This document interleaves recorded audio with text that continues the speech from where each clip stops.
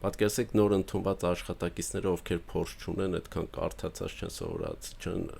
օրենսդրությունը նմանատիպ բանը, ու իրանց մոտ հարցերը շատ են առաջանում։ Շատ դեպքերում իրանք չգիտեն էլ դա որտեղ կարդան, որ այդ իրանց հարցերի պատասխանը ստանան։ Իրանց ղեկավարներին հարցերը տալու փոխարեն տալիս են օրինին։ Նախ շատ արագ է ստացվում, իրանք չեն սպասում ղեկավարը երբ ազատ կլինի, որ իրանց հարցերին պատասխանի, ժամանակի առումով էլ չեն սպասում պատասխանը ստացան, իրանց գործը առաջ են տալիս։ Որոշակի հարցեր բնականաբար կարող է մնա, որ արդեն շատ քիչ կլինի, պատկերացնենք 10% հարցերը կմնան, որը ղեկավարի հետ կքննարկեն։ Այստեղ աշխատակիցը չսպասեց իր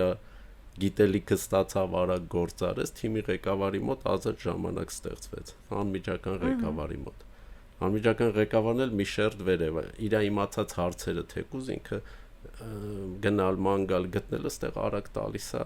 ստանում է պատասխան։ Ես որպես վաճառող ենթադրենք, եթե այդ տեսանկյունից նայենք, ինչ որ հանդիպման գնալուց արագ հարցերս տալիս եմ այդ ոլորտին վերաբերվող բոլոր պատասխանները ստանում եմ։